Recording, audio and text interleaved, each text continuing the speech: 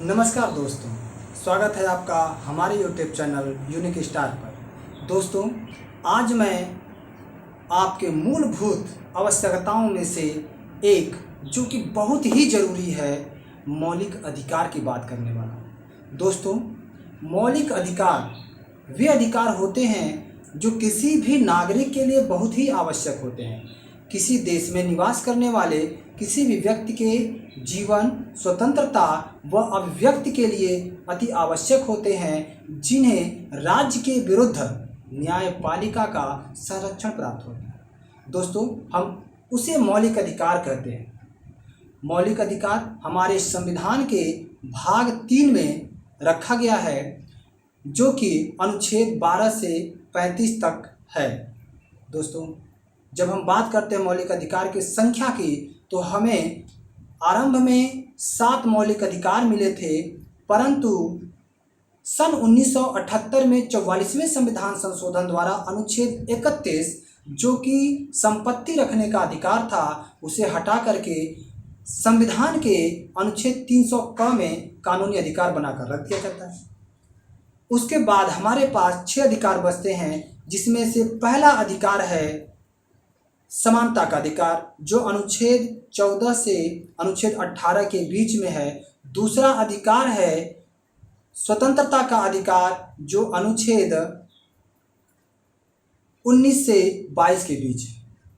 उसके बाद तीसरा अधिकार आता है दोस्तों शोषण के विरुद्ध लड़ने का अधिकार, जो अनुच्छेद 23 और 24 में है। उसके बाद चौथा अधिकार आता है धार्मिक स्वतंत्रता का अधिकार, जो 25 से 28 अनुच्छेद में है। उसके बाद दोस्तों हम देखते हैं कि जो 5वां हमारा अधिकार है वह है संस्कृति एवं शिक्षा का अधिकार, जो अनुच्छेद 29-30 में है। और मैंने सर्वप्रथम बता दिया है कि अनुच्छेद 31 को हटा दिया गया है, तो बचा हमारा लास्ट और अंतिम अधिकार, जो है संवैधानिक संशोधन का अधिकार। दोस्तों, यह बहुत ही महत्वपूर्ण अधिकार है। डॉक्टर भीमराव अंबेडकर ने इसकी महत्ता को दर्शाते हुए कहा कि यह संविधान की आत्मा है।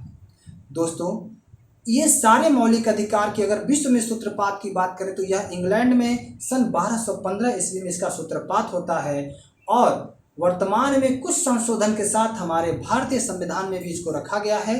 ये 6 प्रकार के अधिकार आपको जीने योग्य जीवन देने में बहुत ही महत्वपूर्ण होते हैं।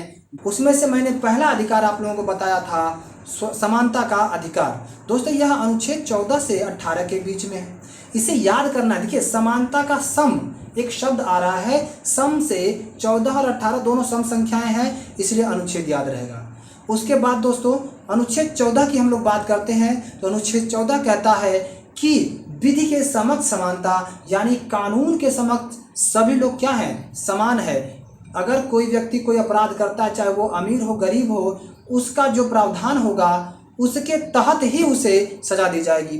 अनुच्छेद 15 की बात करते हैं, तो लिंग, जाति, धर्म व जन्म स्थान के आधार पर भेदभाव का निषेध इस अनुच्छेद 15 में है। अनुच्छेद 16 की बात करें दोस्तों, तो अनुच्छेद 16 कहता है लोक नियोजन में अवसरों की समानता।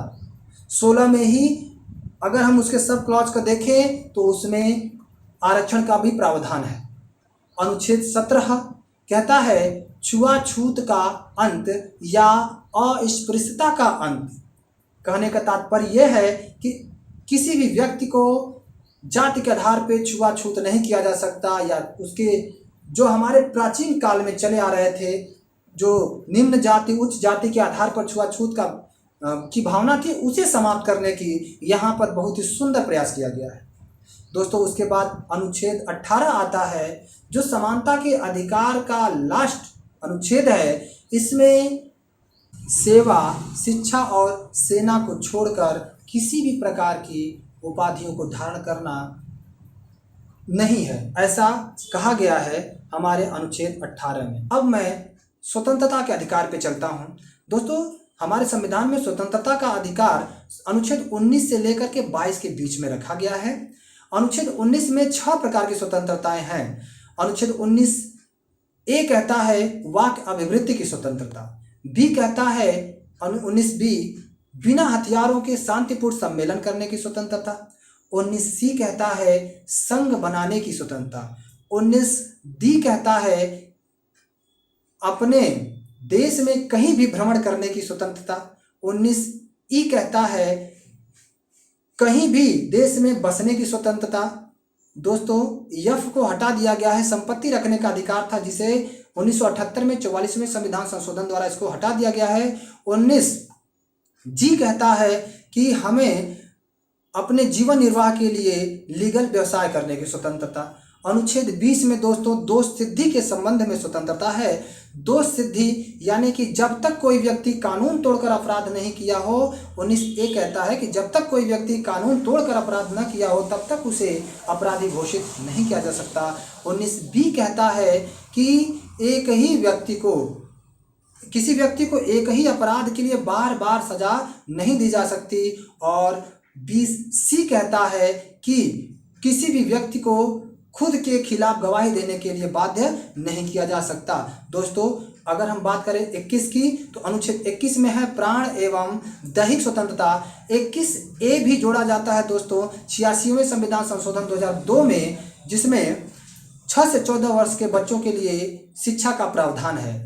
बात करते हैं 21 के बाद अनुच्छेद 22 की, तो 22 में दोस्तों गिरफ्तारी के संबंध में संरक्षण है। 22 ए कहता है कि जब तक व्यक्ति को गिरफ्तारी का कारण नहीं बताया जाता तब तक उसे गिरफ्तार नहीं किया जा सकता।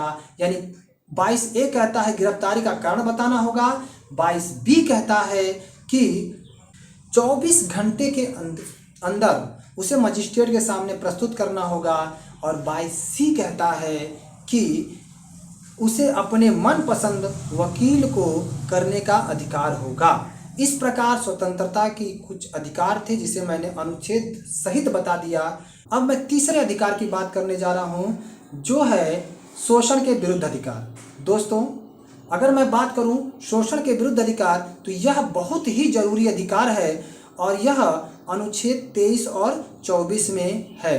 अनुच्छेद 23 कहता है कि किसी भी व्यक्ति का बालात श्रम या उसका क्रय विक्रय नहीं करा जा सकता, यानी व्यक्ति के क्रय विक्रय व बालात श्रम का निषेध। अनुच्छेद 24 कहता है कि 6 से 14 वर्ष के उम्र के बच्चों या 14 वर्ष से कम उम्र के बच्चों को खानों, कारखानों व खतरनाक स्थानों पर लगाना दंडनीय अपराध है। अब मैं बात करता हूं नेक्स्ट अधिकार की जो है धार्मिक स्वतंत्रता का अधिकार। दोस्तों 25 से 28 के बीच में धार्मिक स्वतंत्रता का अधिकार है और यह 25 कहता है कि कोई भी व्यक्ति अपने धर्म का प्रचार प्रसार कर सकता है। 26 कहता है कि व्यक्ति अपने धर्म के प्रचार प्रसार के लिए उसका प्रबंध कर सकता है। और 27 कहता है कि धार्मिक कार्यों पर किए गए खर्च पर कर देय नहीं होगा। उसके बाद हम 28 की बात करें तो जो विद्यालय पूरी तरह से सरकारी राजकोष से चलाए जा रहे हों उसमें धार्मिक शिक्षा देना प्रतिबंध है, उसमें धार्मिक शिक्षा नहीं दिया जा सकता, ऐसा कहा गया है। अब हम लोग बात करते हैं दोस्तों शिक्षा एवं संस्कृति का अधिकार 29 और 30 में। अनुच्छेद 29 कहता है कि भारत के भूभाग पर रहने वाला कोई भी व्यक्ति अपने धर्म अपने संस्कृति को बनाए रखने के लिए कार्य कर सकता है। 30 कहता है कि कोई भी व्यक्ति अपने धर्म से संबंधित विद्यालय खोल सकता है। अर्थात जैसे हम गुरुद्वारा करें, हम बात करते हैं मदरसों के, मकतब की, सरस्वती विद्यालयों की, तो यह अपने अपने धर्म से संबंधित जो है स्कूल खोले जा सकते हैं। दोस्तों अगर हम 29 की बात करें और 30 की तो इसे अल्पसंख्यकों का अधिकार कहा जाता है। 29 में यह भी है कि किसी व्यक्ति को उसके जाति धर्म के आधार पर, लिंग के आधार पर किसी भी सार्वजनिक संस्था में प्रवेश से वंचित नहीं किया जा सकता। तो इस प्रकार से दोस्तों हमने बात की। अब हम लोग नेक्स्ट बात करते हैं अनुच्छेद 32 का और 32 में है संवैधानिक संशोधन का अधिकार जिसे भीमराव अंबेडकर ने संविधान की आत्मा कहा है। दोस्तों आपका फीडबैक मेरे हौसलों को बुलंद करने के लिए बहुत ही आवश्यक है। इसलिए कमेंट करके ज़रूर बताइए कि वीडियो आपको कैसा लगा, ताकि मैं अगला वीडियो और भी तन्मयता के साथ आपके पास पहुंचा सकूं। दोस्तों, इस वीडियो में मैंने वे सभी अधिकार बता दिए हैं जो हिंदुस्तान के हर एक नागरिक को जानना चाहिए। और दोस्तों, अगर ये वीडियो आप लोगों को पसंद आया हो या लगता हो कि यह जानकारी हिंदुस्तान के हर नागरिक तक पहुंचना चाहिए, तो इस वीडियो को शेयर करिए, लाइक करिए और सब्सक्राइब करिए दोस्तों, ताकि अगला वीडियो जब मैं डालूं तो बहुत ही आसानी से वह आपके पास पहुंच जाए। धन्यवाद दोस्तों।